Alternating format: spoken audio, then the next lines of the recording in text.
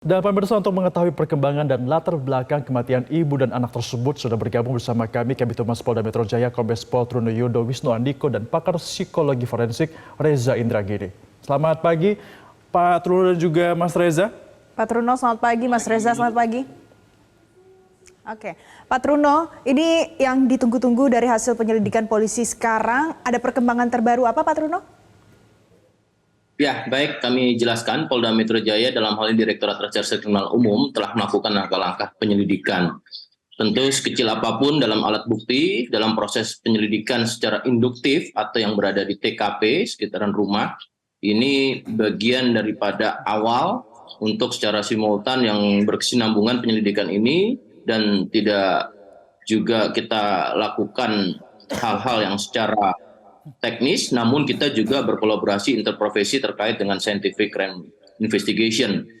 Yang terakhir disampaikan ada satu device atau laptop, di mana dalam laptop tersebut ada tulisan. Tentu kita akan melakukan analisis melalui digital forensik dan kemudian juga berkolaborasi dengan APSI4 atau Asosiasi Psikologi Forensik yang tentunya ini membutuhkan ahli atau pakar terkait dengan penggabungan teknis sehingga hasilnya bisa secara saintifik atau ilmiah dan bisa dipertanggungjawabkan. Tentu ini masih simultan atau berkesinambungan, Mbak. Okay. Baik, Pak Truno, untuk hasil autopsi bagaimana? Apakah sudah ada hasilnya dan juga sudah dapat diketahui apa yang menjadi penyebab kematian dari keduanya?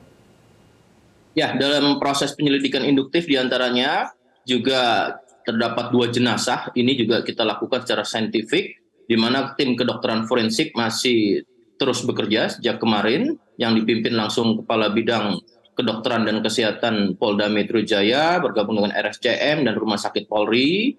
Tentu hasilnya akan menjadi bagian yang juga penting, di mana bisa menentukan secara identifikasi jenazah, kemudian juga apa penyebab, dan juga kapan kematian ini waktunya, sehingga nanti semuanya akan dijelaskan secara komprehensif melalui proses press conference oleh penyidik. Pak Truno, saya kembali lagi ke yang tadi yang pesan yang ada di dalam laptop itu, ini kan salah satu yang ditunggu. Biasanya butuh berapa lama waktunya untuk bisa mengidentifikasi ini? Standar operating procedure yang dimiliki tentu kami secara teknis ada pejabat teknis ya. Namun hal demikian tidak ada juga terlampau cepat atau lambat, namun kita mendasari pada SOP. Tentunya ketika nanti kesempatan pertama ada hasil, kami akan menyampaikan secara komprehensif dan tentunya dengan landasan para pakar-pakar atau secara crime investigation ini tentu bisa dikumpulkan dan nanti dijadikan analisis dari satu oleh penyidik. Okay.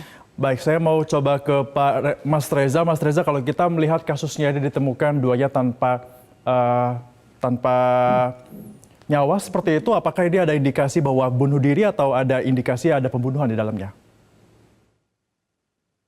Memang saya pun terkenang peristiwa Kalideres, di mana masyarakat kebanyakan menyimpulkan bahwa itu merupakan kasus bunuh diri.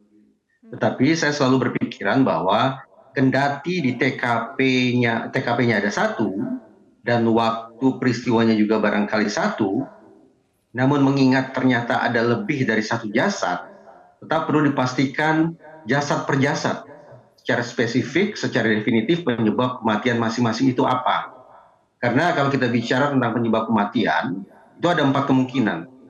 Baik kematian secara alami, kematian berdasarkan kecelakaan, kematian berupa bunuh diri, dan kematian berupa pembunuhan. Nah, sekali lagi, karena ada lebih dari satu jenazah, maka perlu dipastikan manakah gerangan misalnya jenazah yang meninggal akibat bunuh diri, mana pula jenazah yang meninggal akibat pembunuhan, dan seterusnya, dan seterusnya. Tapi per detik ini saya menangkap pesan kuat bahwa boleh jadi ini merupakan kasus bunuh diri yang tetap perlu diinvestigasi hingga tuntas oleh pihak kepolisian. Oke. Mas Reza, tadi Anda sempat kaitkan lagi dengan kasus Kalideres yang kemarin kita tahu juga menggemparkan. Apa ada kemiripan atau ada hal-hal yang serupa atau bagaimana, Mas Reza? Ya, karena kematian itu tampaknya berlangsung pada tadi saya katakan berlangsung di satu tempat, berlangsung di satu waktu, sifatnya kolektif, mungkin ada kesepakatan antar pihak untuk kemudian mengakhiri hidup mereka dengan cara yang salah semacam itu. Lebih-lebih lagi, setiap kali terjadi kasus bunuh diri, saya selalu memberikan garis bawah bahwa semestinya kita tidak memberikan pembenaran apapun terhadap orang-orang yang melakukan bunuh diri sebagai sebuah tanda petik solusi untuk mengatasi persoalan hidup mereka. Tetapi ketika kita tidak bisa menolak ternyata tetap ada orang yang memilih untuk mengakhiri hidup mereka dengan cara sedemikian rupa, saya mengatakan barangkali kita perlu sedikit banyak meniru gaya atau pendekatan orang barat ketika mereka menempuh jalan serupa, yaitu meninggalkan catatan. Catatan itu yang akan mengurangi beban keluarga, membantu pihak kepolisian, sekaligus juga membantu pihak media untuk memastikan tidak ada kegaduhan atau kerisauan yang berkepanjangan akibat peristiwa yang pada dasarnya menyedihkan ini. Baik. Pak Truno, kalau dari hasil penyelidikan pihak kepolisian, ini kalau sempat kita ada juga wacana di publik yang mencoba membandingkan kemiripannya dengan kasus Kalideres. Bagaimana pengamatan di lingkungan sosial korban yang ditemukan kemarin ini dari hasil penyelidikan pihak kepolisian, bagaimana Pak Truno? Ya, secara dugaan-dugaan termasuk salah satunya adalah kemiripan, tentu ini nanti hasil dari analisis. Namun perlu diketahui, pada saat proses dilaporkannya oleh masyarakat sekira tanggal 7 September yang lalu, ya, tentunya ini kita ambil keterangan. Keterangan yang paling kita bisa ambil yaitu patut ada diduga 1 bulan tidak melakukan aktivitas seperti sebagaimana biasanya. Nah, tentunya ini adalah perlu otopsi secara forensik, ya, kedokteran forensik masih bekerja karena waktu yang sebulan ini juga memakan proses dalam hal otopsi, memiliki kendala sendiri ataupun secara metode sendiri, ya, sehingga ini mudah-mudahan juga bisa cepat mendapatkan hasil otopsi. Kemudian dengan lingkungan, terkait dengan lingkungan, tentunya dalam keterangan-keterangan yang didapati melalui klarifikasi dan tentunya nanti akan melakukan berita acara pemeriksaan saksi dan keluarga, ini juga menjadi bagian penting salah satu dalam proses penyelidikan ini. Namun sekali lagi kami sampaikan ini masih simultan, berkesinambungan. Scientific crime investigation tetap kita lakukan, di mana menggabungkan antara teknis dan juga secara saintifik sehingga hasilnya ilmiah dan tentunya dapat dipertanggungjawabkan. Kita masih menunggu secara komprehensif. Yang menjadi menarik adalah bukan hanya ditemukan sejumlah bukti, tapi juga ada surat elektronik yang ada dalam laptop yang juga diduga ini mengarah ke kasus pembunuhan. Apakah benar demikian, Bapak-Bapak? Kita akan bahas selengkapnya seperti apa. Usai jeda pariwara, tetap bersama kami di Selamat Pagi Indonesia. Lanjutkan perbincangan kita, pemirsa. Saya mau ke Pak Truno. Pak Truno, ada surat yang ditemukan dan terkait tulisannya itu adalah dalam bahasa Inggris. Kira-kira Anda bisa paparkan kepada pemirsa apa rangkuman dari isi tulisan tersebut, Pak Truno? Pak Truno, audionya masih di mute sepertinya, mohon maaf Bapak. Baik, jadi kami jelaskan untuk surat atau tulisan ini kan dalam bentuk elektronik, ya, yang terdapat di dalam device atau laptop. Nah, ini juga masih kita dalami terkait dengan kepemilikan laptop, tentu ini melakukan langkah-langkah digital forensik. Kemudian dalam tulisan yang dalam bahasa asing tentu diartikan siapapun yang membaca tulisan ini mungkin pada saat melihat tulisan ini saya dan ibu saya sudah meninggal dunia. Nah, ini tentunya maka kami juga menggandeng atau berkolaborasi interprofesi dengan Asosiasi Psikologi Forensik untuk setidaknya dapat juga melakukan analisis sebagai pakar selain daripada teknis yang sudah kita lakukan. Namun demikian ini proses penyidikan yang saya sampaikan tadi masih simultan atau berkesinambungan, tentu hasilnya nanti secara komprehensif akan kami sampaikan. Iya, Pak Truno, dalam isinya apakah ada wasiat yang disampaikan? Ya, sejauh ini baru petunjuk itu yang baru kita dapatkan, namun panjang, ya, namun dalam bahasa asing tentu kita akan lakukan lagi, tadi saya sampaikan, selain juga digital forensik, juga kita akan lakukan secara psikologi forensik, sehingga kita bisa menganalisis secara lengkap. Oke. Mas Reza, kalau dari pola yang dilakukan ada surat, ada yang panjang kalau kata Pak Truno, kemudian dalam bahasa Inggris, ada di dalam laptop. Mas Reza, ini mengisyaratkan apa? Sebagaimana yang saya sampaikan ke reporter Metro TV di TKP kemarin, bahwa unik ketika yang bersangkutan, seandainya kita asumsikan bahwa itu surat betul-betul disusun oleh korban sendiri, ya, unik bahwa menggunakan kata whomever, to you whomever. Dengan kata lain, surat itu tampaknya tidak ditujukan secara spesifik kepada orang yang saya asumsikan semestinya menjadi orang yang terpercaya, orang yang dekat dengan kedua korban. Mungkin keluarga, mungkin sahabat atau tetangga mungkin, tetapi unik surat itu ditujukan kepada siapapun. Pemilihan kata whomever itu yang saya interpretasikan sebagai adakah kemungkinan ini merupakan indikasi jarak sosial yang sudah dibangun oleh korban dengan lingkungan sosialnya.